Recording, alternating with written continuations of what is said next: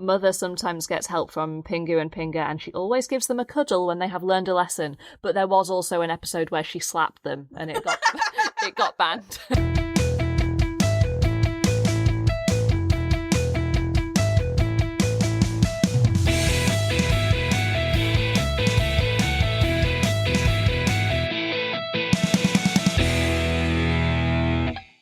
Welcome back to Thoughts TV.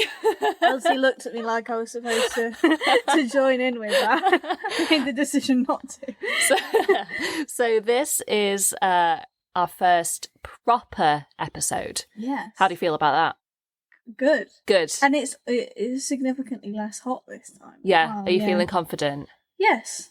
Is it because we're doing your idea for episode 1? Yes. It's also because you're sat in a slightly more squished in configuration, so I can stretch my legs.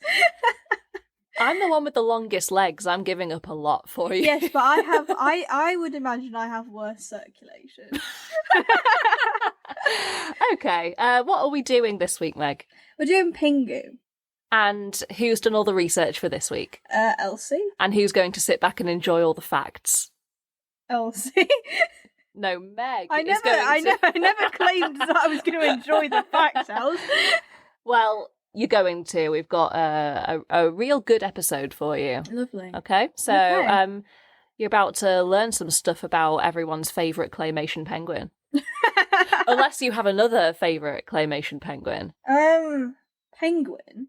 Isn't there a penguin in Wallace and Gromit? Oh, you're right. No, he's a better one, isn't he? Yeah, no, forget it. Scrap Everyone's second favourite claymation penguin. That is, of course, if Pingu is your favourite penguin in Pingu. Of course. Because then he might be your third favourite, your fourth favourite.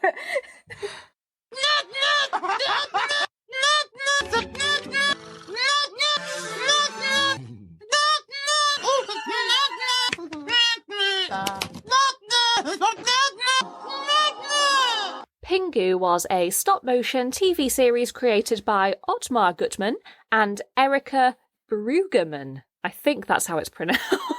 It's nice that you checked before. Yeah, before recording. So he was German. I think, well, they were both German, but it was a Swiss production. Okay. So it ran from 1986 to 2000, which is actually a lot earlier than I thought. Then it was revived in 2003 and it ran to 2006, and it was bought by the British-American company Hit Entertainment. So I don't know how much you know about Hit Entertainment. I know that it's called Hit Entertainment. It's basically like the Hollywood studio of children's TV. So it produced, as we all know, Fireman Sam, Bob the Builder, Thomas and Friends. So it's like a big deal company, but it wasn't the first one to make Pingu. Okay. It sort of revived it for 3 years. So you know how Pingu has 2 different theme tunes?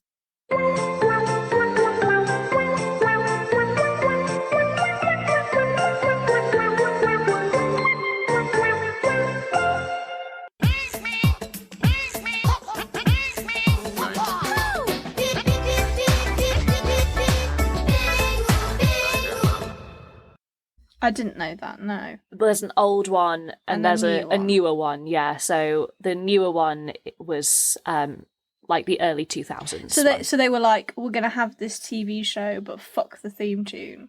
Yeah, pretty much. Right. And there's not that much different at all. Like the 2 or 3 hardcore Pingu fans would probably consider the first 4 seasons of it to be the original. It's like how Simpsons fans consider seasons like 1 to 9 as being like proper Simpsons, and everything that came afterwards is like the same but not quite the same. Yeah. So that's what the revival of Pingu is, although it is basically the same. Just a note on the inventor of Pingu, Ottmar Gutmann. I think that he looks like Dave from Chaz and Dave. And when I need to see a picture. Yeah, when I saw his face, I was like, he looks like either Chaz or Dave, but I don't know which one's which, so I then had to Google Chaz and Dave. Yeah, he does, doesn't he? Yeah, he does. And that one's apparently Dave. Did you know that? No, I didn't. No. I've never known No one which does. out of Chaz and Dave Well, my was dad Chaz does. and slash or Dave. And the studio that originally made Pingu, and this is the most European thing you've ever heard, it's called, and this is all one word, Trick Film Studios. I like that. Yeah, I like it too. So how much of it do you remember?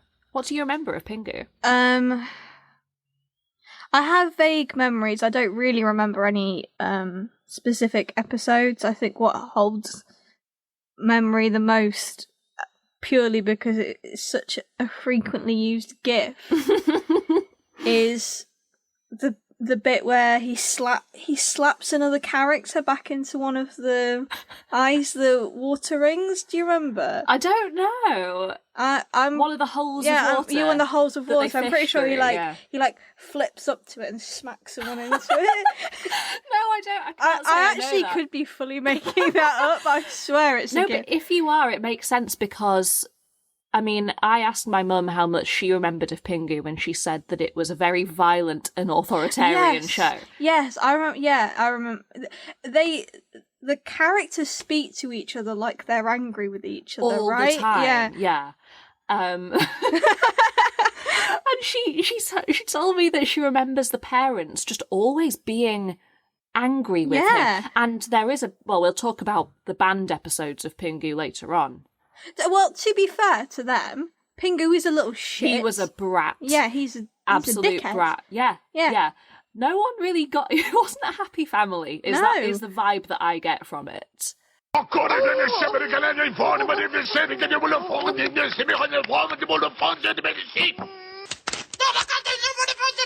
can do submitting warning for the cannon and a song that may be broke. Everybody can do what they've done this, submitting out. Nobody come with him in Jesus. Nobody can do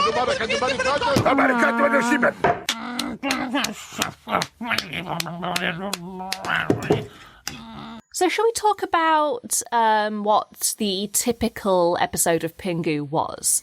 So I think it was like 5 minutes long, each episode, and they were all like very basic situations that someone might experience growing up. So there's an episode that is basically about what if your parents were trying to make you eat something you didn't want to eat? Or what if you had to babysit your little sister? Or what if you had to go to bed but you didn't want to go to bed? What would happen if the school bullies stole your ball?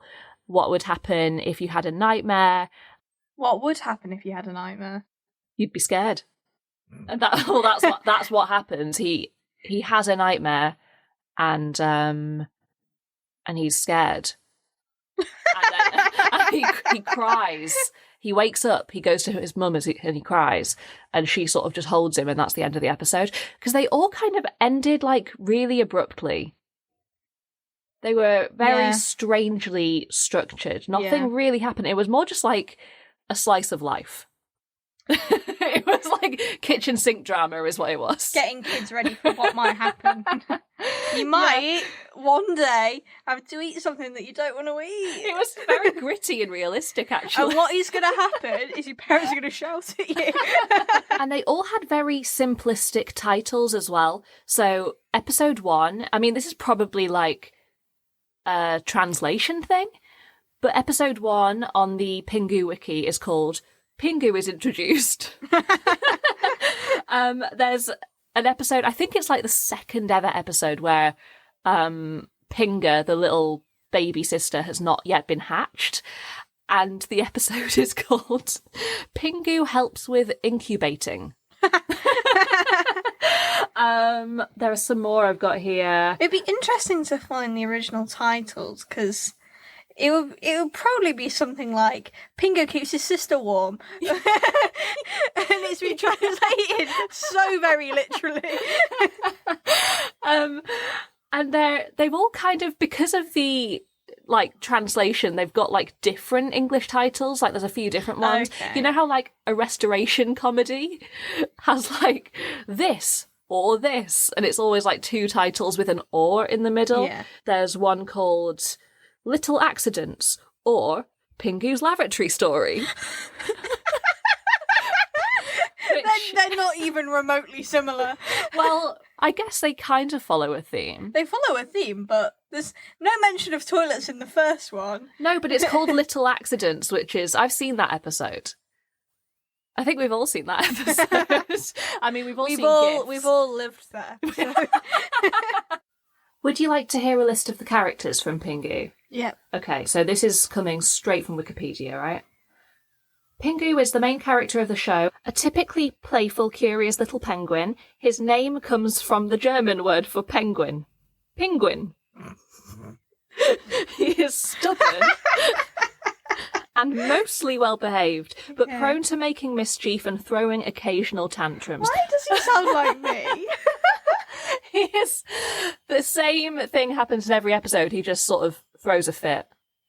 Yeah. He's a little bitch. That's what I do every day. Okay. Pinga is Pingu's little sister. She resembles an emperor penguin chick, as do other baby toddler penguins throughout the show. So they're all one type of penguin, but if they're babies, they're another type of penguin. It's a bit weird. I wonder if it's just to differentiate between the ages of the penguins, because you are operating on quite a small... Yeah, there's not a lot of detail. Yeah. I mean, I always thought that Pinga and the other baby penguins looked completely dead behind the eyes. Like, they all had the same sort of black staring. Yeah. But there was something about Pinga that just looked really kind of Children of the Damned. Is her name derivative from any other German word, or have they just stuck an A on the end of it because it makes her a girl? I think that Pingu is derivative of the German for penguin, which is penguin, and then I think every other character is a derivative of Pingu. Right. So they're all like the Waluigi of Pingu. Got you. Mother and father are the names of Pingu and Pinga's parents. These character names that never get said at that's any right, point. Yeah. Father is a postman who uses a non-smoking pipe. Father is a postman, isn't he? in the early episodes, but he quits later. We never see him quitting. He quits smoking, or he quits postmaning. He quits smoking, presumably, but it's a non-smoking pipe. Because if he starts being a postman, he's going to be significantly less of a daddy, isn't he? But it doesn't... Okay, you need to stop right now. Is this going to make it to the final cut? No. Why? Meg has a thing for postmen, but it's a non-smoking pipe, so what's the point of him quitting? Like, he wasn't smoking in the first place, right? It's a metaphor. You put the killing thing between your lips. But you don't give it the power to do the killing. I think, to be honest with you, if I was a penguin, I would smoke. And I would do all of the other bad things, because I'm probably going to be killed by, a predator at some point, rather than live to see old age. You gotta die of something. You've got to die of... Well, the thing is, I think if you're a penguin, and do they live in... Is it the Antarctic that they live in? Yeah. If you lived in the Antarctic, it's more like something's got to kill you, rather than you've got to die of something. Yeah. So, I think, it's kill or be killed. Or YOLO. Kill yourself. Yeah. Mother is a caring, loving and hard-working housewife who spends most of her time cooking and cleaning. I think that is disgusting. No, not really. Mother sometimes gets help from Pingu and Pinga, and she always gives them a cuddle when they have learned a lesson. But there was also an episode where she slapped them, and it got banned.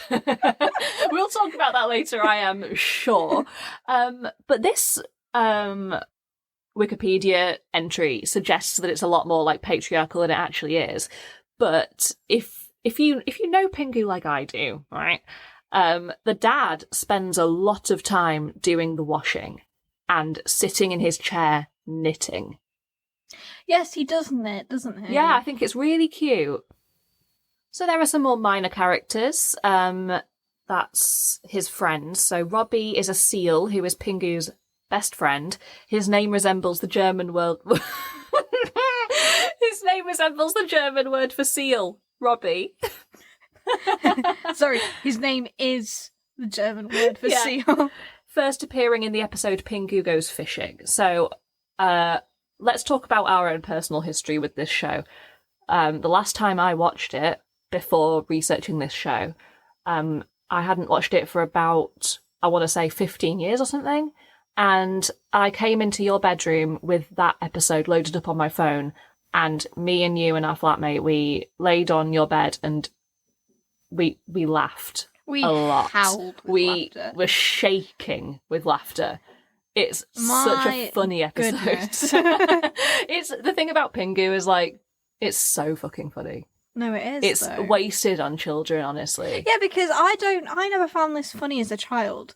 I think I didn't watch it for particularly long as a child because I graduated to adult TV much more quickly than most children should graduate. Well, all children should graduate to adult TV, but I did not start finding it funny until, Until I showed you at the age of what, 21, 22? 21, 22, that it's actually really hilarious. And the reason I'm actually going to put in a sound clip here, I think.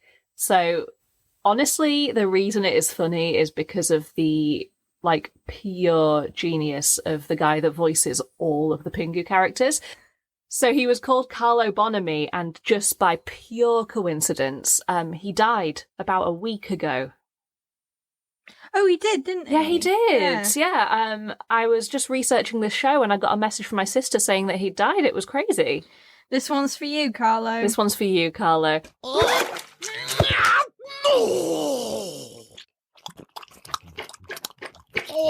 but not,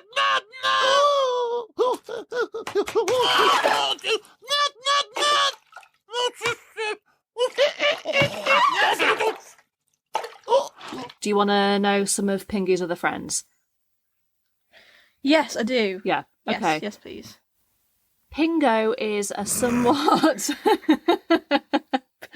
Pingu is a somewhat foolhardy penguin. He has a long beak that is essentially flat at the bottom, but slightly rounded on the top, and has a head that is wider and taller. How can it be essentially flat? Surely it's not just actually flat. Like, Do you know?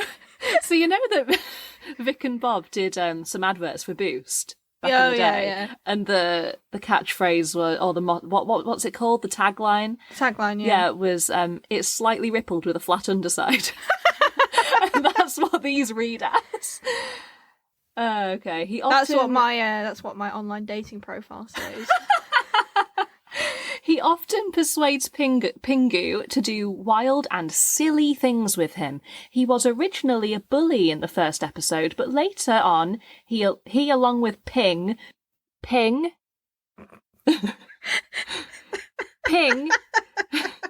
is No way. Pingu's other penguin friend. He also has a long beak, but a shorter head than Pingu. Like Pingu, he was originally a bully. Ping. And now, what I think about that is that when I think about the other penguins in Pingu, my memory of them is that Pingu was a bit of an outsider, and they kind of bullied him quite a lot, and this turned Pingu into a little self-hating brat, like he took it out on his family. Yeah. Like, that's how I read this. The only good relationship he had in the show was with Robbie. They were good friends. That's a good example of, good male bonding. But these other penguin characters I remember as being bullies. Well, you kind of need to have Pingu's actual friends look physically different to Pingu. Because if they look the same and also behave the same, which one is fucking Pingu? And then, the fact that they become friends later on, to me, it never seemed like those bullies grew up. It seemed to me that Pingu just got worse. Oh yeah, no, for sure. He was a brat. His parents They didn't become help, but... friends because he didn't convert them into niceness. He fucking joined them as a bully. And you always get the idea, don't you, that Robbie and the penguin friends are different groups. Like, he has his two different groups of friends and they don't really mix. They don't mix, yeah. Yeah, I don't even know if I've ever seen them mix. No. Anyway. It's a shame, really. It's because one of them's a horrible gang. Yeah. They're a gang. They're supposed to be 7 years old or something. Yeah. But you know that they're up to no good. Yeah, they are up to no good. They are up to some shenanigans. Ooh, I think they're up to crimes. I think they're up to felonies. Right, so there was Pingo and Ping. Pengi is a penguin very similar to Adele? What is it? Adelie penguins? showing up my lack of penguin knowledge here. Penguin knowledge. I watched March of the Marsupials when it came out in cinemas. You're I should know referencing more. an awful lot of things that I have no clue about. March You're of the you're Marsupials. listing types of penguins I've never heard of. March of the Marsupials, something I've never heard You've of. never heard of it? I am so sorry. It's not called March of the Marsupials. I've just googled this. It's called March of the Penguins. And penguins, they're not even marsupials, are they? Yeah, that's why I was so confused. Like, I think a marsupial is like a koala, isn't it? Yeah, it's like something with a pouch. Or like a kangaroo. a kangaroo, yeah. No, it's called March of the Penguins. It was 2005. It's narrated by Morgan Freeman. I've never heard of it. Okay, it's quite good. I mean, I found it really boring. I was too young. What's this? Where have you got marsupial from? I have no idea. I googled March of the Marsupials. It gave me nothing. But in my head, that film has always been called So, that. so basically, you just had a go at me for having never heard of something that doesn't exist. Well, you should have been a good friend and said, Elsie, listen, before you record this, you need to know that it's March of the Penguins, because it's about penguins. Well, I didn't know that existed either, did I? It's quite I good. don't know an awful lot. Well, it was quite... The right wing really liked that film because the penguin sort of life cycle is that a man and a woman mate for life and have a child. And that is just how penguins operate, right? And it was sort of Morgan Freeman's beautiful voice, like, glorifying this natural process. So the right wing really liked that because it kind of showed nuclear families as a kind of natural thing that is supposed to occur. So you know, the right wing probably really like Pingu. You know, they probably You've got, did. you know, yeah. a woman penguin. A A woman Pingu. penguin and a man penguin in domestic roles. Yeah, exactly. With a little yeah. brat. And a boy and a younger girl. And as we all know, boys are older than girls. Right, more names. Pinge. No. Pingjj is a green penguin who appears in Pingu at the Wedding. He speaks with an accent that seems to be typical of his breed. I have no idea what that means. So they've greened up a penguin and given it an accent. You know what else? Like a penguin, that just wouldn't fly these days. You're funny. Thank You're funny. you. I mean, that suggests that there are other green penguins in the show and they all have that accent, or it's just supposed to be implied. It's weird, isn't it? When you say when you say typical of the breed, it's hard to claim that when there's only Yeah. one green penguin. Okay. He's just eccentric. This one's going to fuck you up, and this one really dates it. Punky, No. Punki, is a penguin who first appeared in the episode Pingu Delivers the Mail. He has a tuft on his head and wears striped trousers because he is a punk. Striped. Wow. Oh my god, striped trousers. You know that he's going to have like a little orange tuft as well, like Sex Pistols. I'm actually going to Google him right now. to Please have a- do. have a live react at this. Well, he looks like a clown. Yeah. That's not a punk. He's wearing like suspenders, like clown suspenders. And I expected his trousers to be like black and white. So I understand that black and white stripes on a black and white animal might be quite difficult. So what they've gone with is red and blue with yellow suspenders. And, you know... He doesn't look like a punk. He looks like a children's entertainer. He looks I like mean, a children's entertainer. At the end of the day, they are all, in a way, children's entertainers. The last one, Pingy, is Pingu's love interest and Pingu's best friend. So the two women in his life are his little sister and his love interest, who I hope... And his mum. Okay, yes, and his mum, yeah. And I hope that his love interest and his sister, who are best friends, are not the same age. Do you think it matters as much? I don't know. In the penguin world? I don't know, but listen to this. She has thick white eyelashes and a somewhat mushed beak.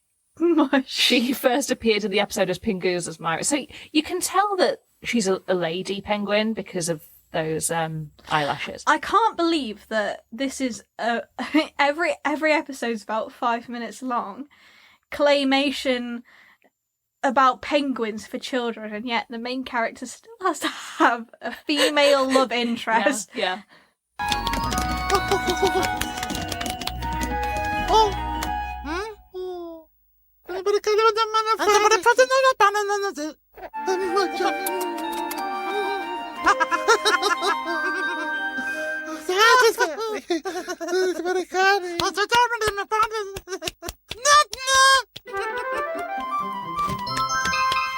All right, Meg, what language does Pingu speak? Pinglish. Well done! Very good. Do you know what that language is based on? Am I right? You are. Oh my god! Yeah, you are. I believe that I was joking. I think that's what Wikipedia says that he speaks. Hang on. It's because it rhymes with English. No, sorry, Penguinese. Right. You were so close. Well, I wasn't. But I think let's establish now that Pinglish is much better in what I will be calling it from here on out. Yeah, it does. Do you want to know what language it's based on? Or what language it is, actually? Is it a European language? No, it's not. Well, kind of, because it originated in Italy. So this is a real thing, and I learned about it when I was researching this. I'd never heard of it before, but I had seen people do it. So it's a language called Gramalot, and it's a language that clowns use when they need to verbalise, but they don't actually want to say words. So it was Dario Fo, as we all know, as the writer of, what's it called? Some play about, he wrote a lot of farces, didn't he? Some play? Yeah. So Dario Fo kind of, I'm not going to say he invented it. He's very famous for it. He's done a lot of it, and he's spoken a lot about it. So it's like a famous clowning technique. Accidental Death of an Anarchist, I think That's is what you're right. thinking of. Yes. What a sick name. I know. I wish I was called Dario Fo. He died a few years ago. Anyway. Okay. R.I.P. Dario. So Gramalot is so cool. So basically it's a way of characterizing, it's like you know how clowns make caricature, like commedia dell'arte kind of stock characters. Mm-hmm. And it's a way of giving them a voice without actually giving them any words. And I'm going to show you a little bit of some people speaking in Gramalot. So I'm going to show you an English lady doing it, and you can hear some real words. So I think Dario Fo spoke about when he did it, it was like 5% real words you could recognize, just to give an idea of what is being said or an idea of that character. And then I'm going to show you a guy who I believe is Italian. And to be honest, I don't know if it is racist, because I don't know too much about Italian politics, but he does Italian Gramalot, and then he does an impression of a Sardinian person and of another region of Italy. And they all sound slightly different, but you can hear that he's like characterizing these different people. And then he does an English one, which is really good. There are no recognizable words, but you can tell that he is doing English. It's very cool. I had always liked that today, because when I'm out of the hospital in Genitonic, I've never been to go to bed it's going to be raw. Because you shouldn't be going to ride it when I'm raw. All right, I'm finding it's going to be right. It's going to be right, yeah. All right. Gramlo russo. Ивниска стружга с барнюзга. Тузиска рнезга борнязга скрышка сдабр. Незда борнюзга тражга стрнезда борражга сдрнезга. Скус борнезга зниста порнезга. Gramlo inglese. In our country, there is two for more way. The first is if you give for more obvious, one with you yesterday, cause if you poor. Gramlo americano. Oh, I got sent a get rap that suit you for rat. What got that for now? Well, guess if you forever goes over rat. Can't see it for Matt, that's a Saturday. Gramlo francese. Le rond de petit rond de le relevé, j'ai fait la rang là-dessus de ton. T'es pas le relevé de pont, le dit, j'ai le rond de l'utiton. Fait tes pérants, t'es jeté le rond de tes péfis, t'es pète en rond de cet un que tu ton. Gramlo sardo. Casapedo, garazedo, casabadezo, taro, casatapu, casapatacazado, gorodezo, do cosaro che tedo.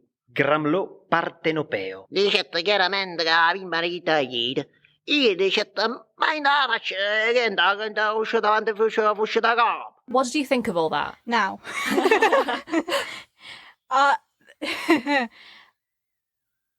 The first thing that came to mind while I was watching that is that, as you know, Elspeth, my undergrad degree Yes. was a joint honours degree in drama and modern languages. Yes. And as I was watching it, I was thinking, this is what people think I did for 4 years. You didn't do anything of the sort. No, because I do need people to know that I have a degree in drama. Because that They do now. They need to know that I have a degree in drama because it gives me the authority to say that thespians should be fucking shot. Commedia dell'arte goes back. I mean, you know all this. We were in A-level drama together, Meg. The only time it's ever going to be useful is if you go to another country and want to go see some theatre and you don't speak Italian, so they do it in Italian grammar lot for you. Well, that is a thing that's what makes clowning accessible to. I mean, that actually takes me back to a point about Pingu. That's why it went global, because anyone can watch it. Being fair, though, I do recognise that people can train for years and years and years at something, and even if that thing is ridiculous, Yeah. that doesn't mean that they aren't good at it. You know, lots of people view lots of art as ridiculous, as ludicrous. People go to art galleries all the time, look at art and go, I could have done that. That doesn't mean the person who did that piece of art didn't train for years and isn't very good at what they do. But also the thing about, if you called it ludicrous, people that train to do clowning, they know it's ludicrous and that's why they do it. It's supposed to be. They're clowns. So basically, my reaction to this is exactly what they want from me. Yeah, well, they want you to laugh anyway. Or, Maybe not to say that they should be shot. Don't say that. Knifed. Shanked. Have tomatoes thrown at them in the old-fashioned way. The old-fashioned way. As God intended. Yeah, because they thought that tomatoes were poisonous, didn't they? Is that just an urban myth? I actually don't know. I imagine that our housemate Laura would know the answer to this. Yeah. Should we get her in? Laura, come here. Laura, you know how medieval people thought that tomatoes were poisonous and that's why they threw them at bad performers? Yes. Is that Is true? that Or true? is that an urban myth? I know it to be true. She knows it to be She true. knows it to be true. Fabulous. That means it is true. That means it's true. Yeah. Thanks, Google. I can She's a very clever lady. Very clever lady. You can go fact check it actually. That might be fun. Yeah. Thanks, Laura. Thank you. My role. Yeah. get the fact checker in. She's like Richard Osman. Here she is. Here's Laura. It's not true. We'll think medieval. When did we get tomatoes? Oh, we're stupid. Oh yeah. So the first record. But that's why it's called Rotten Tomatoes, the website. the first record. So, but it's not true. well, we should email them. The first recorded instance of this kind of thing happening was in ancient Rome. It was turnips, which sounds really painful. Okay. Ow. Yeah. Even if they're rotten. Ow. Yeah. And then in the UK, it had to be something more readily available, so it was rotten eggs. But less painful. Stanky. Yeah. Thank you. And then it was happening apparently in the Aztec kingdom with tomatoes, because that's where they're from. But that didn't come over until much What are you later. talking about? Tomatoes are from Italy. No, tomatoes from the UK. I saw it in BBC's Merlin.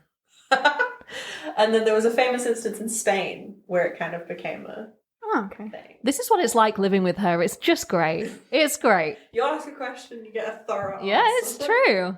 Thank you, Laura. Yep. Well, the reason I brought it up is because in series 1, Merlin's in the stocks and they're throwing tomatoes at him. And there was like this whole sort of behind the scenes trivia kind of thing that I don't think was true, but fans really bought into it, which was that Colin Morgan was allergic to tomatoes. So they had to develop special fake tomatoes that wouldn't explode on impact that weren't actually tomatoes. Aww. I think it's complete bullshit. I think someone made it up. You would just paint a clementine red, wouldn't you? Ow. No, it doesn't explode the same, I don't think. It would have to be proper rotten for it to... I mean, it would be green. Yeah, it would. Yeah. That's tomatoes, everyone. Cool. And that concludes the tomato section of the podcast. I'm interrupting this episode right now just to let you know that it was recorded in 2 different sittings. They were quite far apart from each other. And here is me and Meg to talk about that right now. So last time we were talking, Meg, we were talking about... well, not the last time we were talking, we lived together, but last time we were recording, we were talking about Chaz and Dave, weren't we? Mm-hmm. Yeah, what's happened since then? I've gone into a Chaz and Dave phase, so since we last recorded, I now can tell Chaz from Dave. And we've learned some shameful little secrets about each other. We both prefer the Pussycat Dolls version of The Tide is High. We think it's better. It is better because we're... Every time that you get the feeling is not in... Yeah, and we're 90s kids, so... barely, just. Well, we are. It's not a lie to say that we're 90s kids, Elsie. Well, how much of it do you remember? Oh, I was born March 99. Yes, I know. So what else has happened since our last recording? Well, Angela Lansbury's died. Right, a lot has happened. So Gorbachev has died. Gorbachev has died. The Queen has died. Which obviously put Elsie out because the state funeral happened to be her birthday and everything got cancelled. Fucking pain in the ass. She did it on purpose. I've always said she's a very selfish lady. Was. Yeah, okay, yeah. Was a very selfish lady. Yeah. She's not up to much these days. So when you're listening to this, you'll be like, you can work out, like, if the audio quality is bad, you'll be like, they recorded this post-Queen death. And if it's all right, you'll be like, oh, they recorded this when Boris Johnson was still Prime Minister. Yeah, so now the second half, we're recording post Boris Johnson, post Liz Truss, into Rishi Sunak. His first PMQs was yesterday. A lot has happened. Did you mention that Gorbachev died? Yeah. Good, because we're going to mention him later on in the episode. Believe it or not, Gorbachev gets a mention. Gets a mention. Yeah. So there's a wonderful article in Slate by Dana Stevens, and it's called March of the Pingu. That's a throwback for you. This is going to test our friendship. When will America embrace the most popular penguin in the world? Because it's not so big in America. It's massive in Japan. In fact, Japan has a spin-off called Pingu in the City, which I'm not going to talk about it because I don't really know anything about it, to be honest. It's like a newer thing. But Japan, as you would expect, absolutely loves Pingu. Right. America, not so much. And this writer's so funny. She said, the mischievous plasticine bird quickly became one of those phenomena, like Nutella or the ban on the death penalty, that everyone in the world seemed to get but us Yanks. So she loves it, and she's talking about how she loves it when her kids are watching it, and she thinks that America should embrace it. And she talks about the European-style openness about bodily functions. When newborn Pingu has her first poop and Pingu is asked to clean it up, it's played not as a scatological joke, but as a tender sibling moment. And then, of course, there is that famous gif of him just pissing on the floor, which I think is absolutely hilarious, but apparently if you're European, that's just, like, normal. No, it's normal to see that on telly. Not normal to piss on the floor. It's what she is implying, yeah. And we've spoken a little bit about the way that Pingu and the vibe of it is quite bleak. Yeah. About how it's kind of... no one's happy. And this is quite a long quote. I'm going to read it anyway, because I think that it sort of sums up the way that is that's put into the show visually. They've nicely preserved the matte plasticine surfaces and nicely rounded shapes. After years of CGI animation, there's something satisfying about seeing characters with actual volume, not to mention the austere simplicity of the sets. In our IKEA era, the Pingu's family igloo looks like the height of Scandinavian design. Oh, little round ice houses. Yeah, I mean, I didn't think of it as, like, beautifully simplistic. I thought of it as being, like, really cold and bare. Like, when I think of Pingu, I kind of think of, like, I don't know, it doesn't fill me with warmth. Yeah, but I mean, you look at that igloo and you think, God, they must have some storage. They must have some money. Yeah.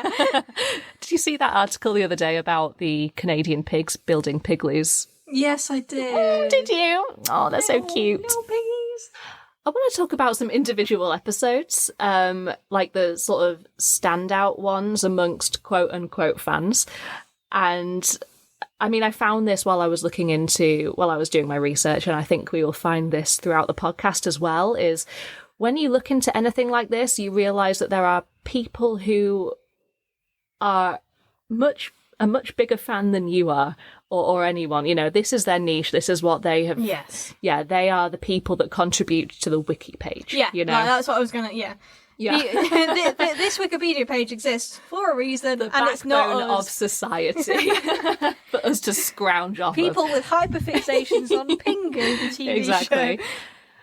Okay, so she's talking here about the Hit Entertainment reboot, and she's comparing it to older episodes.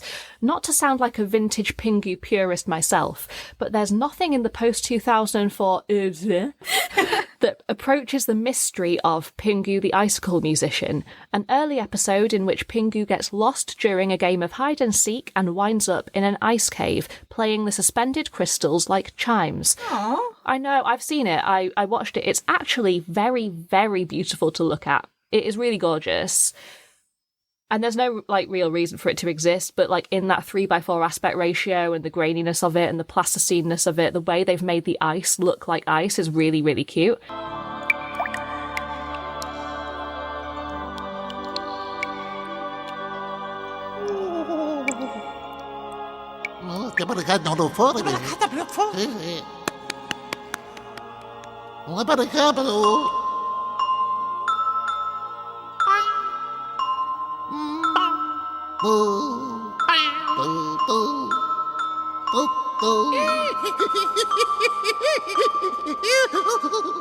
Okay, back to this.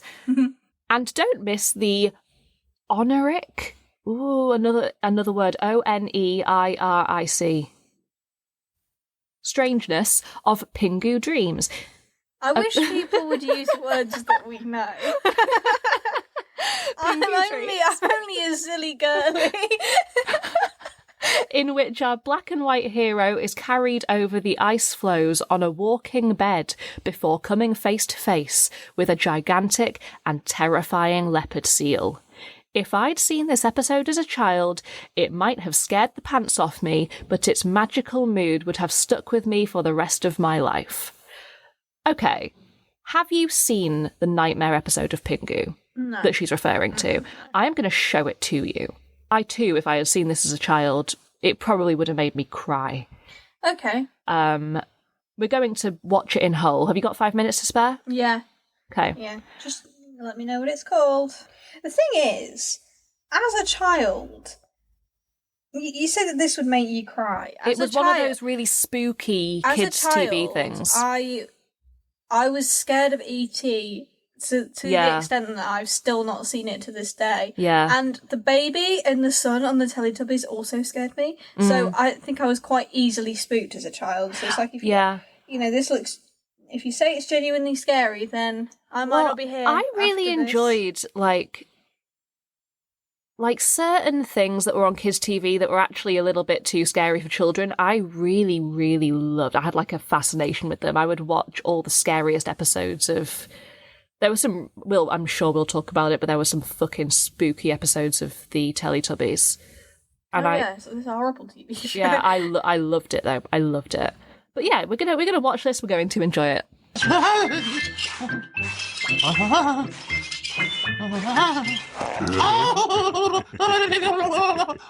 Wagging on the setting eye.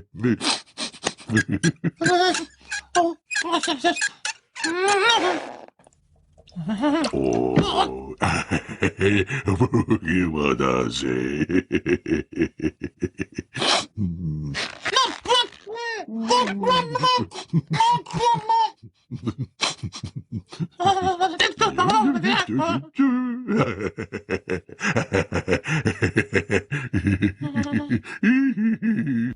What are your first reactions His head comes up like Sassy the Sasquatch from from like the. I think it's from Big Les, right? I think maybe? Yeah. Let me show you a picture. Okay. Do you not think he just looks tapped? I mean, we should explain what the big head is. So in the episode, Pingu, The big head. Pingu goes to sleep, and then some surreal shit starts happening. It's so like a Dali painting. Well, and I think it's quite rudimentary for what it is. I mean, ultimately, his bed walks around, and his igloo jumps up and down and flies away like a spaceship. and then this big seal appears, and he catches Pingu with the igloo like it's a cloche, and lifts up the igloo cloche and pokes Pingu and has a laugh about it. I mean, I think the seal is It's hilarious. so The seal funny. has got human teeth. Yeah, it's got a very human laugh. Well, yeah, because a human is voicing it. Yeah, not a that'll be seal. it. Yeah. It's horrifying. I mean, it's not. It's absolutely hilarious. But if I'd seen that as a kid, I mean, it is so uncanny and so bizarre. Like, it would freak you out. You'd be like, "What is going on?" It's like a fever dream. Yeah, well, It's like an acid trip. It's awful. No, I enjoyed it. I have been on the Reddit. Oh, not again, Yeah. Els. So listen to this. So this is r/Pingu. It's the Pingu Reddit thread. I Yeah. understand how. Okay. No, I know you do. Yeah.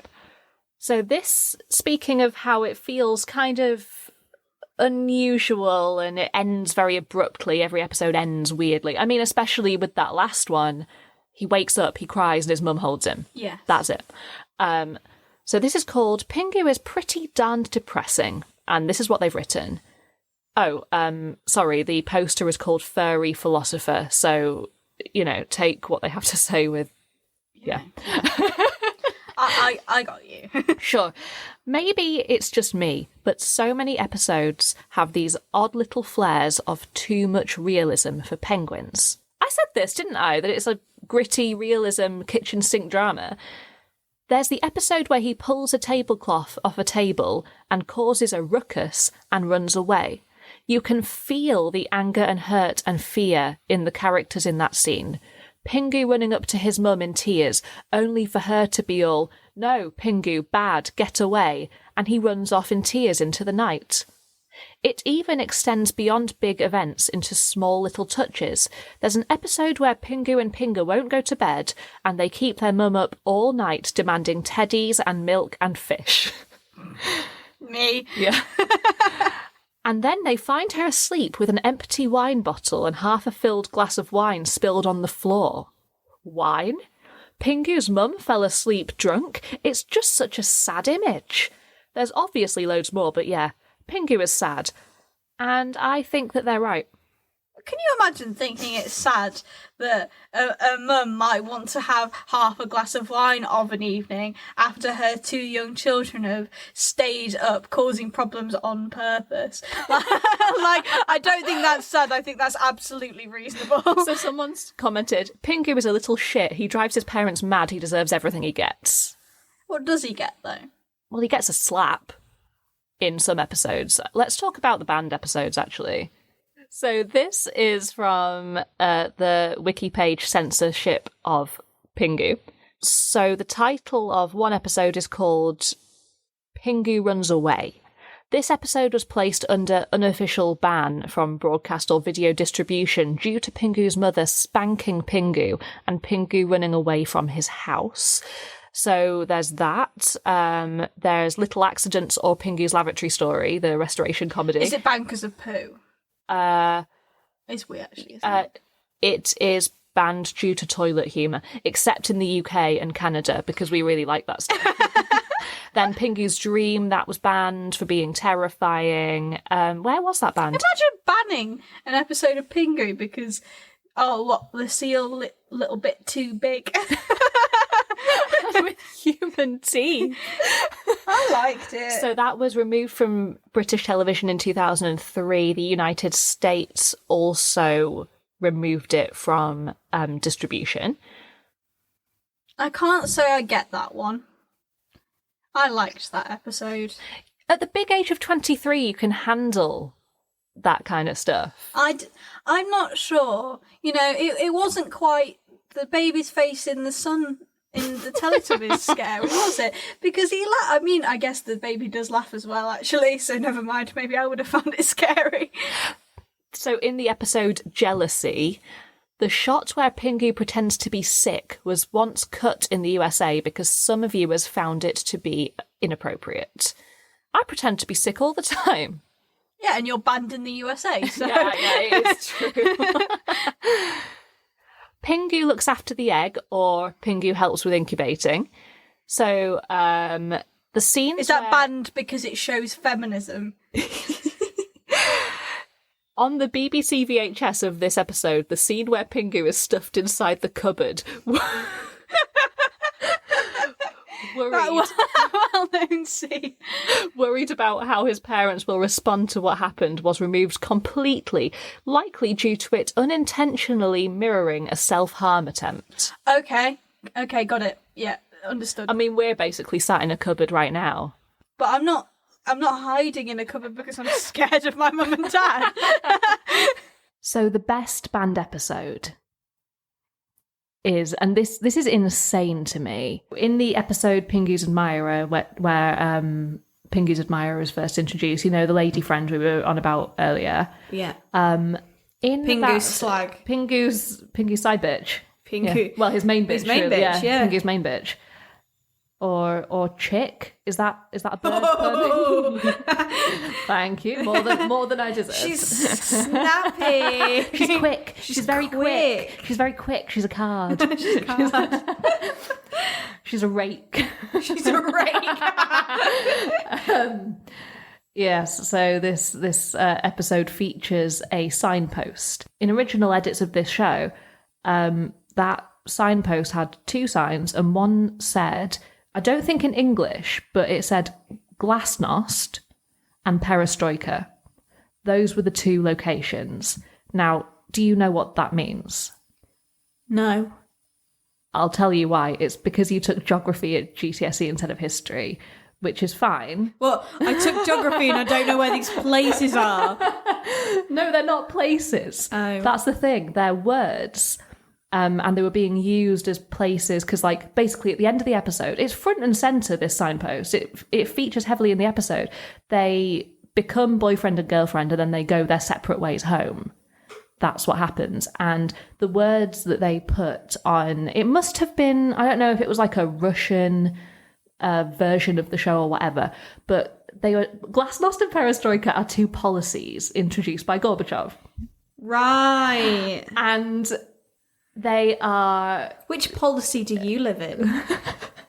Well, they are generally thought of as being the two of the main reasons that the USSR fell apart.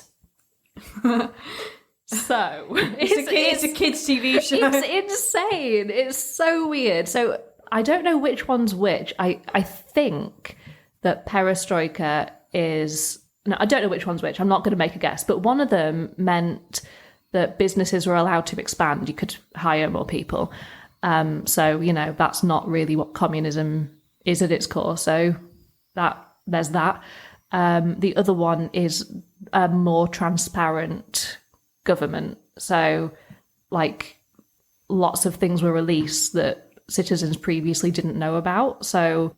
People started knowing about things and capitalism started to grow. And then Gorbachev kind of, I don't know if he, I mean, this isn't a history podcast. I don't know if he broke up the USSR, but that's what people say.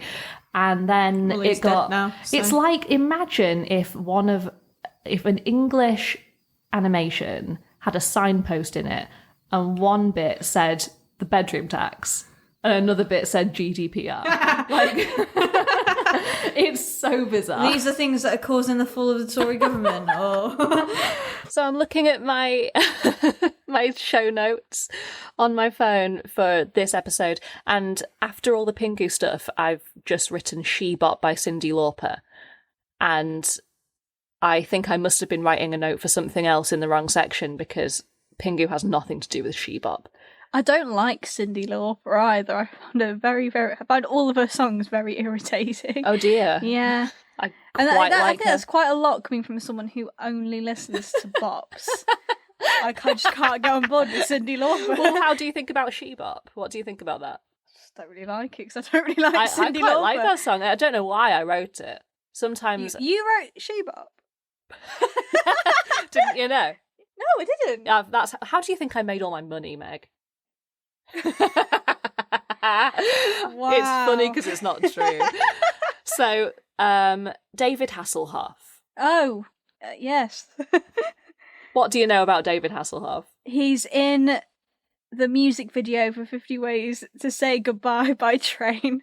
Really? Yes. I didn't know that. Yes, he is. Okay, so as someone who was born in the very late 90s, I missed the Hasselhoff hype, but I did get lots of school lessons on the fall of the Berlin Wall. So I associate David Hasselhoff with the fall of the Berlin Wall. Okay, well, you can educate me here if you want, because I stopped history at year 9. Yeah. I've never learnt about the fall of the Berlin Wall. No, you know that he performed there, though. No, I didn't. Oh, he did. Yeah, there was a big concert and he performed. I know there. there was a big concert, and I know because I've watched the 1989 Top of the Pops. He was big in I've Germany. Listeners, I've watched all of Top the of the Top of the Pops. Pops from 1989 because that is what was airing during the first lockdown, and now I'm very, very educated on The London Boys. Yeah, what was popular on the radio in the UK Texas. in 1989. And I think it was Texas were there as well, weren't they? It was Maybe, I maybe. remember the lead singer, I think, giving an interview about how she remembers that night because they gave a concert and Okay. left, and the Berlin Wall was being. Yeah. Do not quote me on that, but that Sounds is believable. all I know about the fall of the Berlin Wall. I mean, you know why. As a 23-year-old, I recognise that is appalling. You know why it was erected and why it came down, though. You've seen Goodbye Lenin. Yeah. Yeah. But that is the extent of my education on the subject. Honestly, listener, if you don't know anything about the divide between East and West Germany and why it happened and the impact and the fallout and everything since, just watch Goodbye Lenin. It's super entertaining and teaches you all you need to know. It's just a fucking brilliant film. Okay. So back to Hasselhoff. Back to Hasselhoff. He... I told you that it had 2 different theme tunes, didn't I? Yes. So there was the first one for the first 4 seasons, and then the reboot one, which you probably have heard, to be honest. Most of the ones that are on YouTube have that one. It was sampled from the Pingu rap, which is a rap by David Hasselhoff. Cool. We're going to listen to it now. Pingu. Pingu. Okay, everybody, this is the Pingu prance. I want everybody up to do the Pingu dance. My name is Pingu, come on, dance to the beat. It's easy if you try, just watch my feet. Let's all be happy and have some fun. Let's count to 10 and start with 1. 1, 2, 3, 4, 5, 6, 7, 8, 9, 10. Let's go to 11. Stomp your feet and turn around. Reach for the sky, now touch the ground. To the Pingu. Do the Pingu dance. To the Pingu.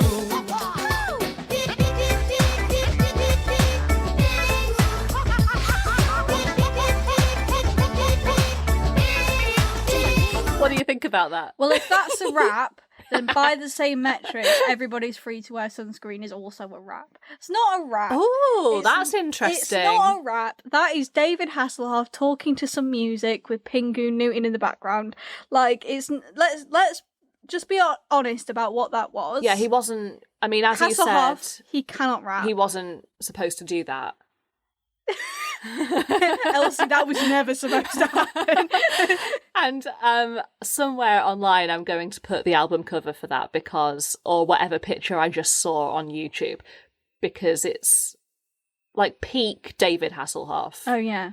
That's like David lounging Hasselhoff. around with Yeah. Pingu. Lounging around in like a red coat, looking quite attractive, and Yeah, it's that raincoat Yeah, thing he's got going on. there's- Yeah, a fucking penguin. that's not even real in front of him. It's amazing. It's so good. It also makes me question like the scale of that show, because penguins are smaller than that. Penguins are not very big at all, yeah, and I would be.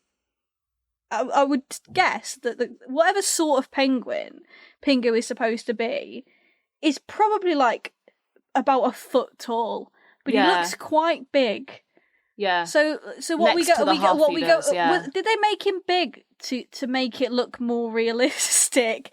Despite the That fact they might be friends. it's quite literally an animated penguin sitting in front of a real man.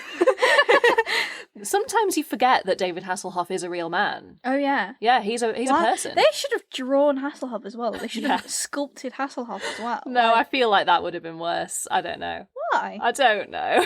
I don't know. Everyone deserves a little claymation figure of themselves once in a while. Oh, do you want to tell the listeners that you have one of those? Oh, I think I binned it. I don't think I actually have Aw. it anymore. But Did you not worry that something awful would happen to you when you binned it? no. Like a voodoo thing? But No. I did make last year. I did make a little clay version of myself, and I animated it and sent it out as a cover letter to jobs, because that is how bad the job market is. You need to think outside the box. now. However, it's worked. I have a job. yeah, So not that job, but a job. the job I currently have now, that is the cover letter that I sent out to it. Really? Yes. I don't know if I told you No. that. But yes, Oh, so I- you've been reusing it. Oh yeah. Yeah, you have Mate. to. Mate, do you have any idea how long it took me to fucking do that? Yeah. I should have just written a cover letter. I watched you do most of it. I know. I watched you cry. It is. I when I did that, and bear in mind this clip is like maybe 2 minutes long maximum. Hard to do claymation. Yeah, I developed so much respect for people who actually do it professionally, because I think I did a pretty good job.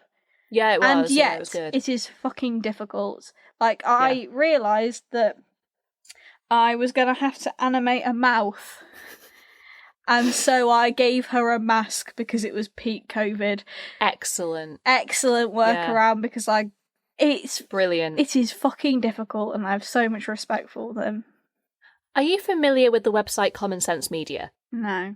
It is where parents go to review media so other parents can see if they want their kids to Right. watch it. So there's like, if you have an account and you're an adult, your reviews will be under adult, but kids can leave reviews as well, so you can see what kids think of something. And I've been spending a lot of time on this website recently, looking at the various kids' reviews and parents' reviews of bits of media from my past. We are going to read some bad Pingu reviews to some sad music, because someone worked really hard on that. His name is Otmar Gutman.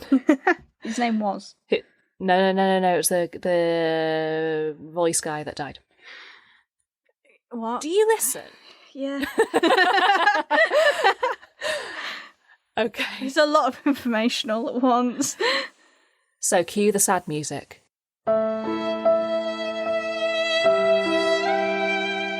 This is from Year It Kokkachi, 1 star. Pingu. It isn't good. Pingu is very funny, but it is not educational. It doesn't teach much lesson, and Pingu is always getting in trouble.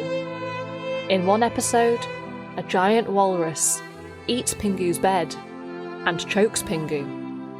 In another, Pingu's mum spanks him and he runs away.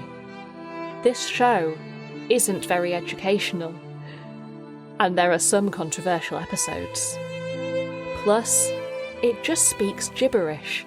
No real English. Don't bother. Flowers for you.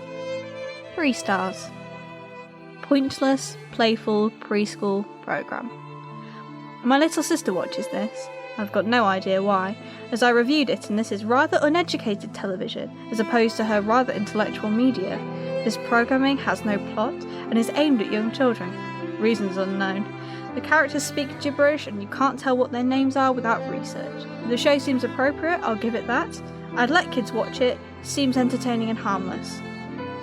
54 Together. 2 stars. Not a good choice. This Swiss cartoon is not one of the best choice for preschoolers. The characters speak in a jibber-jabber language that kids may imitate. It sounds a bit like they're swearing sometimes. Pingu and Robbie are poor role models. There are some scenes that may scare younger children, like the episode with the walrus. And on one episode, we actually see Pingu weeing. Not a good choice. Sad face. Ollie Foodies. 2 stars. Poor for language. Okay show. No talking. Just jibber jabber. When my son started talking like that, off. So those were the reviews. So this is from Recess Gym Class 2. This is another one I want to add. 3 stars. Same scenario as Fireman Sam. If you want to see my reviews on Pingu, go read my review on Fireman Sam on my old account. So, being the person that I am, I did try and find his old account. Or her old account. Their old account. Yes. My only clue is that it's called Recess Gym Class 2. So I searched for Gym Class. Recess Gym Class. This person actually cares enough to make not 1 account on Common Sense Media, but 2. And absolutely useless. I couldn't actually search for a specific account without setting up my own account, so I didn't bother, right?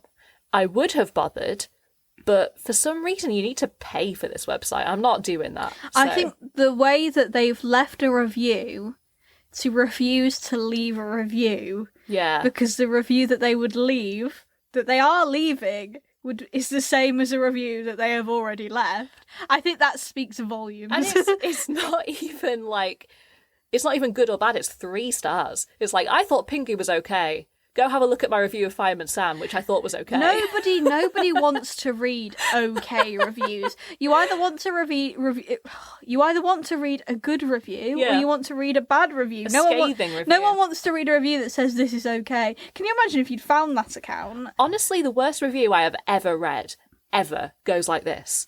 If you want to see my thoughts on Pingu, go and read my review on Fireman Sam on my old account. That is the worst review. It is a bad review. It's terrible. Isn't it? Yeah, just be a professional. Write your fucking review, mate. Try harder. Be better. Don't be like Recess Gym Class 2. 3 stars. Well, dear listener, I think that we have said everything that needs to be said about Pingu. I just did a little gurgle in my throat. Did you hear that? I did. I heard it right in my ears, yeah. Right in your ears. So why... Why are you laughing? I think we've exhausted the topic of Pingu now. I just think it's ludicrous. Should we go watch sometime today? Yeah, I might do a wee first if that's okay. Fine. Yeah, okay. I really want to watch some more now. It's just so funny. That's what Elsa's going to spend the rest of the day doing. It's not. She's got a day off from work, so she's going to watch Pingu. We are going to carry on with the European imports with our show next week. What are we doing, Meg? Lazy Town. Yeah. I would imagine. Oh, yeah. Oh, I'm well excited. I know it's Lazy Town because it's what you wanted to start with, isn't it? Yes, you said no. You said Pingu. I said Pingu, yeah. And aren't we glad that we did? Newt. Newt. You can follow us on Twitter @ThoughtsTV. I think we're called Thoughts TV. It's at thoughts__TV. Oh, that's right. It's 2 underscores, yeah. And on Instagram, it's Thoughts TV, but the O is replaced with a 0 because everything else had been taken. Great. Wonderful. Yeah, and if you are listening on a site where you can rate and subscribe, then They don't let you do less than a 5-star these days. they actually don't let you do it. It's gonna be difficult to do that, so it's just easier to do it 5. Yeah. If you would, but seriously, that would be really nice. And you can email us if you have comments, questions, complaints, cease and desist letters. We are threats. We're at Tots. No. We're at Thoughts TV 2002. Not when we were born. We're older than that. Yeah, thoughtstv2002@gmail.com. That is us. You can find us wherever you get your podcasts, whatever's most convenient to you. We're not here to judge. Yeah. And for the price of a cup of coffee, you can buy both Meg and I half a cup of coffee each.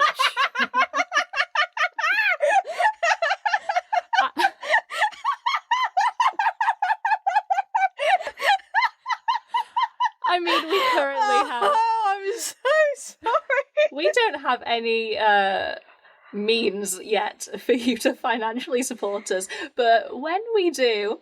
Anyway, I've stopped drinking coffee, so for the price of a cup of coffee, you can buy Elsie a coffee and me nothing. And honestly, I'll probably get press ganged into giving it to Wikipedia anyway. So.